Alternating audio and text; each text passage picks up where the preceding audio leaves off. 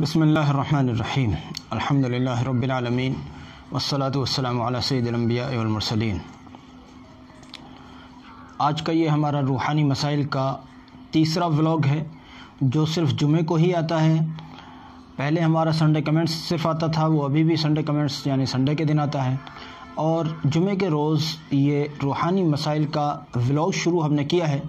اس میں ہم لوگوں کے ان سوالات یعنی ان مسائل کا حل بتاتے ہیں جن مسائل کے لیے لوگ جانے کہاں کہاں در در کی ٹھوکریں کھاتے پھر رہے ہوتے ہیں، اور پھر کئی بار لوگ مایوس بھی ہو گئے ہوتے ہیں، اور اس طرح سے تو ہم نے سوچا ہے کہ ہم اس طرح کے مسائل کو لے کر یہاں آپ حضرات کے سامنے حاضر ہوا کریں۔ اس کے سلسلے میں یہ تیسرا ہفتہ ہے، 3 ہفتوں سے اس نظام چل رہا ہے۔ آج کے تیسرے ہفتے میں ہم لے کر حاضر خدمت ہوئے ہیں ان بہنوں اور ان بچیوں کے مسائل کو جو پریشان ہیں، یا وہ ماں باپ جو پریشان ہیں اپنی بیٹیوں کے لیے کہ ان کے رشتے نہیں مل رہے ہیں، رشتے کیسے مل جائیں، کیسے ان کو اچھے رشتے میسر ہوں، اس کے سلسلے میں آج ہم انشاءاللہ بات کریں گے، اور بہت آسان ایسی چیزیں ہم بتائیں گے جس کو ہر آدمی آسانی کے ساتھ کر بھی سکتا ہے اور انشاءاللہ ان سے نفع بھی حاصل کرے گا۔ رشتہ ہونا یہ ہر ایک کی بشری ضرورت ہے۔ اللہ رب العزت نے ہر ایک کے لیے ایک نظام بنایا ہے، چونکہ یہ کہ مرد ہو یا عورت وقت پر اس کا شادی ہونا بڑی نعمت ہے۔ ہمارے معاشرے میں ایک بیماری یہ ہے کہ بھلے کسی بھی نام پر، کبھی جہیز کے نام پر، کبھی تعلیم کے نام پر، کبھی کسی اور نام پر لڑکیوں کو خوب اوور ایج کر لیتے ہیں، یا کئی بار وہ جوان ہو کر بھی اور آگے نکل جاتی ہیں لیکن ان کی شادیاں نہیں ہوتی۔ ایسی لڑکوں کا بھی معاملہ ہے، پھر وہ خرافات کی طرف جانے لگ جاتے ہیں، خدا کی پناہ۔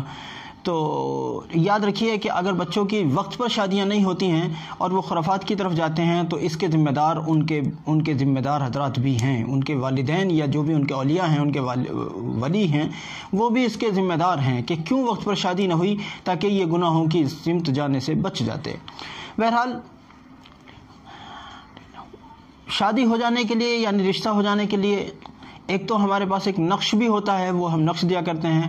وہ تو انہی لوگوں کے لیے ہو سکتا ہے جو قریب ہوں یا آ کر ملاقات کر سکتے ہوں، لیکن بہرحال چونکہ اس کو پتہ نہیں کہاں کہاں لوگ دیکھتے ہیں تو زیادہ تر ہم نقش کی بات نہیں کریں گے، یہاں کم سے کم ہی کریں گے، اور زیادہ تر ہم بات کریں گے ذکر، اذکار اور عملیات کی۔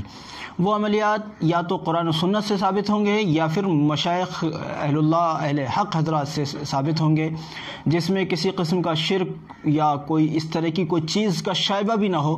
اللہ ہماری حفاظت رکھے۔ انشاءاللہ جو بھی کچھ ہوگا قرآن و سنت کی روشنی میں ہوگا۔ میں سب سے پہلے ایک عمل بتاتا ہوں، اس عمل کو وہ لوگ بھی کر سکتے ہیں جن کو رشتے مطلوب ہیں۔ اب وہ لڑکی ہو سکتی ہے، لڑکا بھی ہو سکتا ہے، مطلب لڑکے بھی کر سکتے ہیں اس کو اپنے لیے اور لڑکیاں بھی کر سکتی ہیں اس کو اپنے لیے۔ ایک عمل ہے بڑا آسان، سن لیجئے، سمجھ لیجئے۔ کسی بھی مکروہ وقت کے علاوہ جب بھی آپ کو سہولت ہو، دن کی کوئی قید نہیں، رات کی کوئی قید نہیں، اور کسی اور طرح سے کوئی قید نہیں ہے کہ کون سا وقت ہو، کون سا کب پڑھیں، کس نماز کے بعد، کوئی پابندی نہیں، بس مکروہ وقت نہ ہو، جیسے زوال کا وقت ہے یا عصر اور مغرب کے درمیان میں نفل نماز پڑھنا عند الاحناف مکروہ ہے، اس طرح کے اوقات نہ ہوں۔ علاوہ جو بھی وقت ہوں ان وقتوں میں 2 رکعت نفل پڑھیں، صلاۃ الحاجہ، جس کو حاجت کی نماز کہتے ہیں، صلاۃ الحاجہ پڑھیں، نماز حاجت یعنی، اور نماز پوری کرنے کے بعد وہیں اپنی جگہ پر بیٹھے بیٹھے جب آپ نے سلام پھیر چکے ہیں، اب اپنی جگہ پر آپ موجود ہیں، یہیں پر کھڑے ہو جائیے، یہیں پر کھڑے ہو جائیے اور اللہ رب العزت کی طرف خوب دھیان لگا کر اعوذ باللہ اور بسم اللہ پڑھیں۔ اس کے بعد سورہ فاتحہ 41 مرتبہ اس طرح سے پڑھیں کہ بسم اللہ الرحمن الرحیم کو ہر بار الحمد شریف کے ساتھ جوڑیں۔ اس طرح پڑھیں بسم اللہ الرحمن الرحیم الحمد للہ رب العالمین، اس طرح پڑھیں، یعنی بسم اللہ الرحمن الرحیم الحمد للہ رب العالمین۔ یہ طریقہ، اس میں کوئی اشکال نہیں ہونا چاہیے، کوئی اعتراض نہیں ہونا چاہیے۔ اگر بسم اللہ الرحمن الرحیم پر ہم سانس توڑتے ہیں تو پھر ہم آگے پڑھتے ہیں الحمد للہ رب العالمین، لیکن اگر ہم بسم اللہ الرحمن الرحیم پر سانس نہیں توڑتے ہیں تو چاہے عمل ہو یا غیر عمل، دونوں صورتوں میں اسی طرح سے پڑھا جائے گا، وہاں الف حذف کر دیا جائے گا اور پڑھیں گے بسم اللہ الرحمن الرحیم الحمد للہ رب العالمین۔ اس طرح پڑھتے چلے جائیں غیر المغضوب علیہم ولا الضالین تک. ٹھیک ہے. 41 مرتبہ جب آپ اس طرح سے پورے کر چکے ہیں، ہر بار بسم اللہ اسی طرح سے پڑھیں گے. یہ سوالات ہوتے رہتے ہیں، اس لیے میں یہ بات بتا رہا ہوں، بار بار بتا رہا ہوں.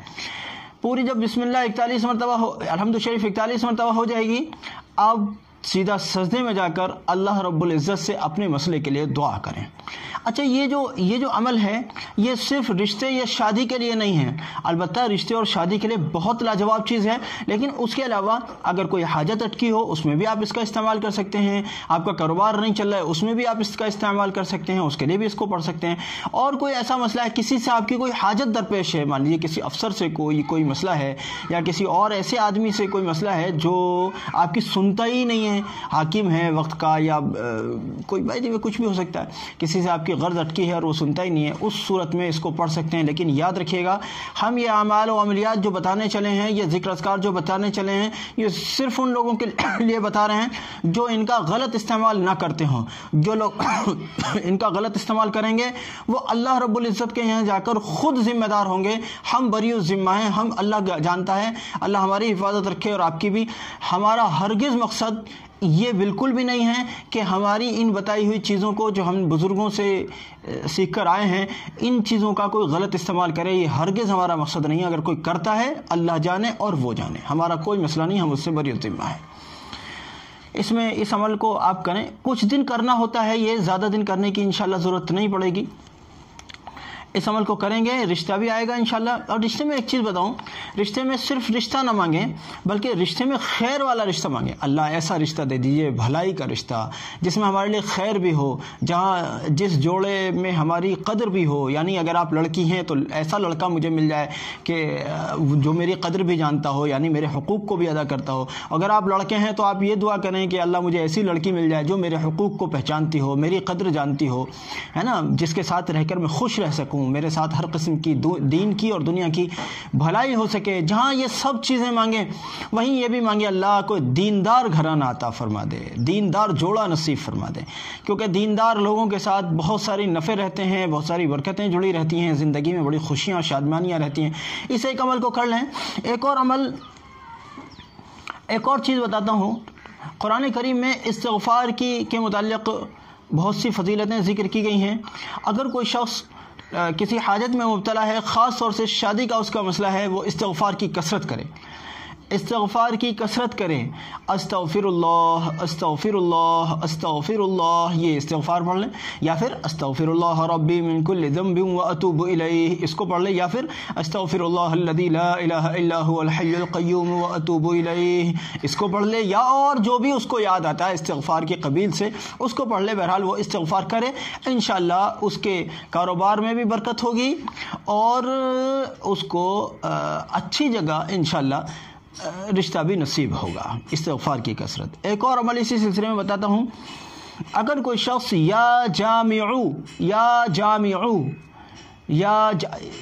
یہ بڑا آسان سا اس میں مبارک ہے، یا جامعو، اگر اس کو 500 مرتبہ کا ورد رکھے 500 مرتبہ کا ورد رکھے تو انشاءاللہ اس کا بھی رشتہ ہو جائے گا.